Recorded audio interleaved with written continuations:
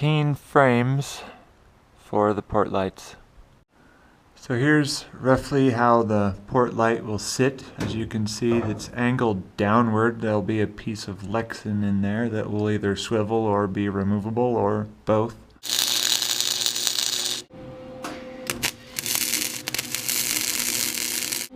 Another port light frame welded in.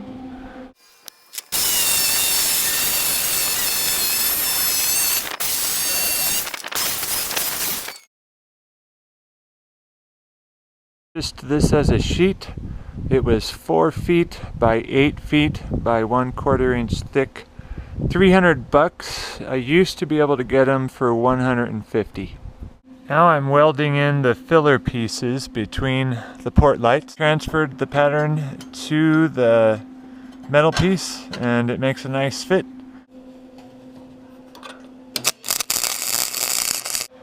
Just in case you're wondering, these pieces that are going into the space between the port lights are 14 gauge steel.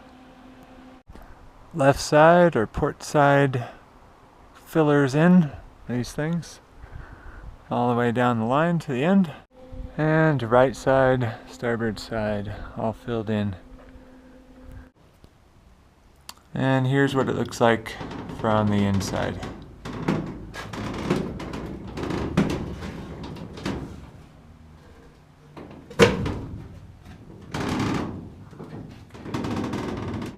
These magnets came out of a microwave.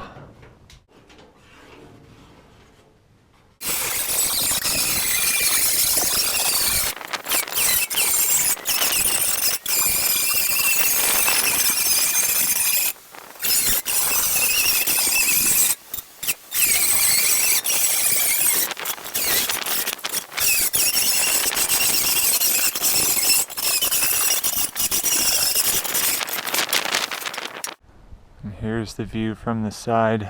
7 port lights in front. That last space is going to be filled in. And then 5 windows on the side of the pilot house.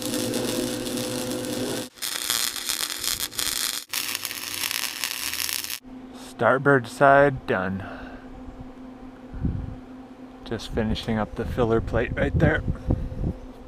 And here's the view from inside of the pilot house so far.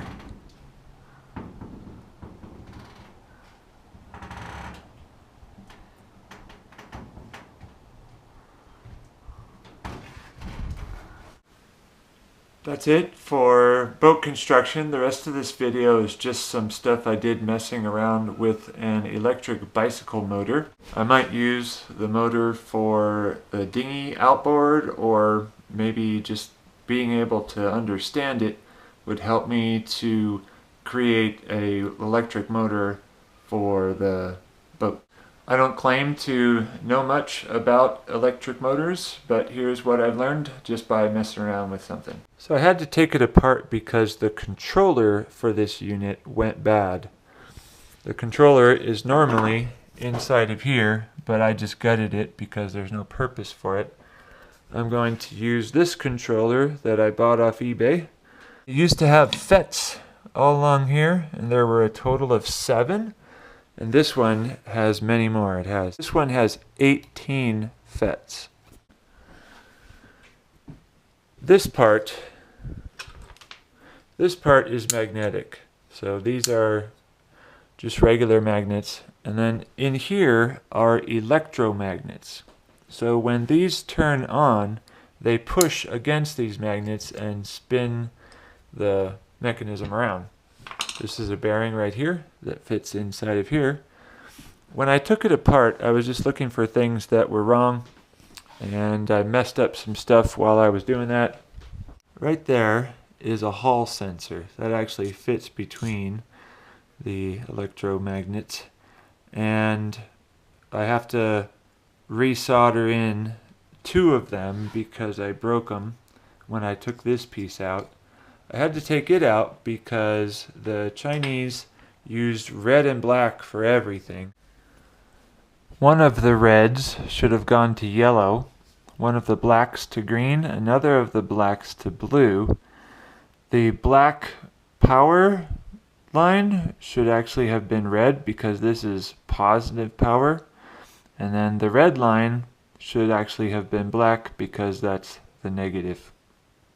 Something else that was confusing was this line here. It was labeled switch, so I didn't know what it was supposed to switch. What they meant was ignition. So if this wire is not connected to power, then the whole unit won't work.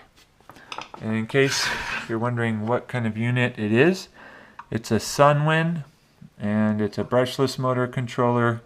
Here's the series, hope you can read it. It was about $50 when I bought it. Supposedly it can put out 1,500 watts. I was feeling overwhelmed with all the wiring as it was, so I thought that simplifying it by getting rid of this stuff for now would help. And for me that helps, but of course if you like features, then leave them all on. Here's my first battery that I made for the electric bicycle that used to have this motor on it before it broke. And I built it out of batteries that I got out of a whole bunch of laptop computers.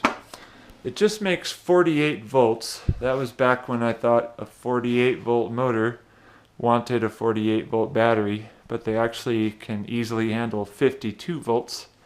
And some people even throw 60 volts at them. So we're going to use this as the test battery. The rest of the connections are color coded correctly, so this easy. Here's the throttle.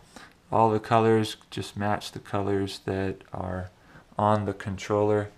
I've hooked up the controller yellow, green, blue to the motor yellow, green, blue, and then this is just where the power comes in.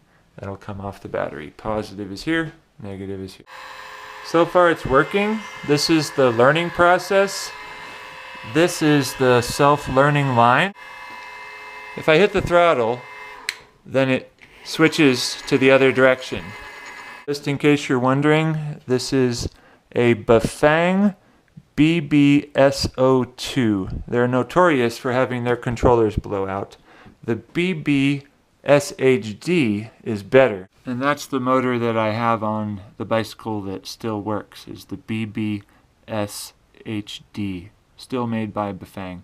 Real good motor. Also has the controller inside the motor, but it hasn't broken in over 1,400 miles. So these wires that come out of the electric motor are connected to the Hall sensors inside the motor, which feed through these wires to the board, which has a chip on it. And inside that chip, all the calculations occur. Don't know what all these other little parts are. And that activates the FETs in the right order through these yellow, green, and blue wires, which go back to the motor and activate the electromagnets inside of the motor, which repel the regular magnets that are also inside the motor, which turns the gears. All this is extremely reliable. Of course, you can't replace the chip, so if you fry it, you're out of luck. You can check all of these FETs. You can check the capacitors.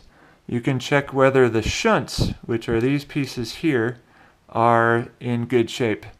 And those deliver the amperage. If you want more amps out of this controller, then you simply make the shunts bigger.